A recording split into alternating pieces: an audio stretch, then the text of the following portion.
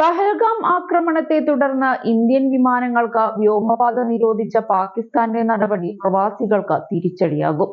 Indian വിമാന കമ്പനികൾക്ക് ചിലവ് ഏറുമെന്നതിനാൽ ടിക്കറ്റ് നിരക്ക് കൂട്ടിയേക്കും.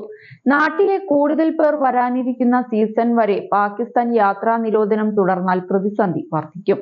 മെയ് 23 വരെയാണ് ഇന്ത്യൻ വിമാന കമ്പനികൾക്ക് പാകിസ്ഥാൻ വ്യോമപാത നിരോധിച്ചിട്ടുള്ളത്. എയർ ഇന്ത്യ, ഇൻഡിഗോ തുടങ്ങി ഇന്ത്യൻ വിമാന കമ്പനികളെയാണ് ഇത് ബാധിക്കുക. അതേസമയം Ittihad Airways, Qatar Airways, Emirates തുടങ്ങി GCCയിലെ വിമാന കമ്പനികൾക്ക് യാത്രാ വിലക്കില്ല. അതുകൊണ്ട് തന്നെ പുതിയ അവസരം വിദേശ വിമാന കമ്പനികൾക്ക് നേട്ടവുമാകും. ഒരു മാസത്തേക്ക് പാകിസ്ഥാൻ വ്യോമപാത അടച്ചാൽ ഇന്ത്യൻ വിമാന കമ്പനികൾക്ക് 10 മുതൽ 15 ദശലക്ഷം ഡോളർ വരെ നഷ്ടം നേരിട്ടേക്കുമെന്ന് UAEയിലെ BBA and partners MD Linus Boyer അഭിപ്രായപ്പെട്ടു.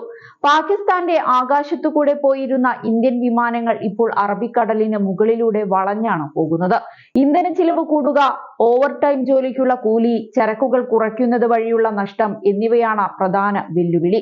വിമാനങ്ങളുടെ യാത്രാ സമയം 45 മിനിറ്റ് മുതൽ 90 മിനിറ്റ് വരെ വർദ്ധിച്ചേക്കും. ഇതാണ് ഇന്ധന നഷ്ടത്തിന് പ്രധാന കാരണം. മാത്രമല്ല, ജീവനക്കാർ അധിക സമയം ജോലി ചെയ്യേണ്ടി വരുന്നത് ചിലവ് വർദ്ധിപ്പിക്കും.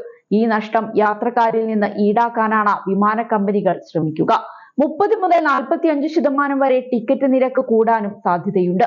GCC, പശ്ചിമേഷ്യ എന്നിവിടങ്ങളിലേക്കുള്ള യാത്രയ്ക്ക് 30% ടിക്കറ്റ് നിരക്ക് കൂടാനുള്ള സാധ്യത ഏറെയാണ്. യൂറോപ്പിലേക്ക് 45% വർദ്ധിച്ചേക്കാമെന്ന് വ്യോമയാന രംഗത്ത് പ്രവർത്തിക്കുന്ന മാർക്ക് മാർട്ടി പറയുന്നുണ്ട്. സീസൺ വരുമ്പോൾ വിമാന കമ്പനികൾ യാത്രാ നിരക്ക് കൂട്ടുന്നത് പ്രവാസികൾക്ക് തിരിച്ചടിയാകും. ഇതാകട്ടെ മറ്റു രാജ്യങ്ങളുടെ വിമാന കമ്പനികൾക്ക് അനുകൂല ഘടകമായി മാറും. 2019 ഇരു രാജ്യങ്ങളും തമ്മിൽ പോര് വർദ്ധിച്ചപ്പോൾ 5 മാസം വരെ പാകിസ്ഥാൻ വ്യോമപാത അടച്ചിരുന്നു. എയർ ഇന്ത്യ, ഇൻഡിഗോ ഉൾപ്പെടെയുള്ള വിമാന കമ്പനികൾക്ക് ആ വേളയിൽ 64 ദശലക്ഷം ഡോളർ നഷ്ടമുണ്ടായി എന്ന് സർക്കാർ ഡാറ്റകൾ പറയുന്നുണ്ട്. എമിറേറ്റ്സ്, ഇത്തിഹാദ്, ഖത്തർ എയർവേസ് തുടങ്ങി GCCയിലെ വിമാനങ്ങൾക്ക് ഇത്തവണ വിലക്കില്ല എന്നതും എടുത്തു പറയണം.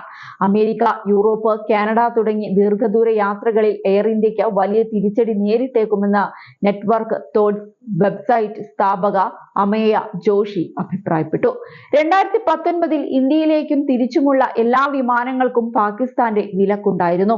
ഇത്തവണ ഇന്ത്യൻ വിമാന കമ്പനികൾക്ക് മാത്രമാണ് വിലക്ക് എന്ന കാര്യവും അവർ ചൂണ്ടിക്കാട്ടുന്നുണ്ട്. ഇന്ത്യയിൽ നിന്ന് പശ്ചിമേഷ്യയിലേക്കുള്ള യാത്രയ്ക്ക് 20 മുതൽ 40 മിനിറ്റ് വരെ അധിക സമയം വേണ്ടി വന്നേക്കും.